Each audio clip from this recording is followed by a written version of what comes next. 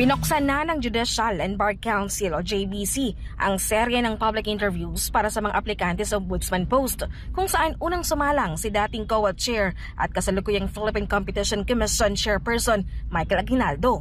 Panelist sa interview si Senator Alan Peter Cayetano bilang kinatawan ng Senado sa JBC.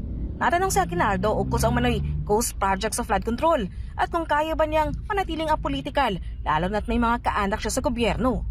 Ayon kay Aguinaldo, mag-i-inhibit siya kung sakaling masangkot ang kanyang mga kaanak sa anumang kaso. Tumagal ng halos 2 oras ang kanyang interview. Sir, confident naman po tayo sa mga naisagot natin kanina sa... Sana. Thank you, sir. Thank you, sir. Yeah. Kasunod na sumalang sa panel si DILG Undersecretary Romeo Benitez at private lawyer na si Johnny Carocci Vestido, counsel ng social media personality na si Leo Marcos. Ayon kay Vestido, ipatutupad niya ang name and shame policy laban sa mga tiwaling opisyal kung siya ang mapipili. Kailangan magkaroon sila ng mga hiya sa katawan dahil nakakahiya naman sa mga Pilipino. Sila lang yung mga mayayaman, nagpapasarap sa pera ng taong bayan, samantalang yung mga tao ay naghihirap. Kabilang din sa mga sumalang ay si Court of Appeals Associate Justice Bautista Corpin at si retired CA Justice Stephen Cruz na ngayon ay hepe ng Philippine Postal Corporation.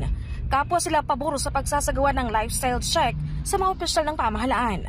For me, lifestyle check is still very significant. Oh, okay. For me, lifestyle check is still significant for me, because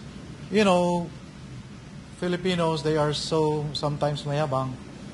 Whenever they have money, they flaunt, and it just shows that if you have some assets that are not expected of you to have, because the means of acquiring it is kind of beyond your means.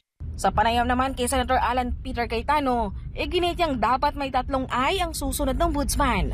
Integrity, intelligence, at saka yung insights, di ba? Yung integrity kasi, kahit anong talino mo, kung corrupt ka o hindi ka mapagkakatiwalaan o may pinoprotektahan ka, baliwala, di ba?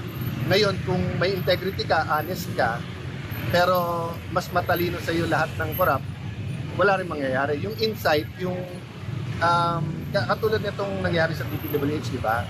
Medyo it's the best kept secret in the sense na ngayon lang pumutok. But it's not a secret, di ba? Nababalitaan nyo rin pinag-uusapan nyo rin sa mga programa nyo to Di ba? So, if the next ombudsman has these insights right away na baka sakaling nag-uumpisa pa lang yung corruption, kumilos na. Ang dating Presidential Anti-Corruption Commission Chief, Greco Belica, ito naman ang hangad sa proseso ng pagpili ng ombudsman.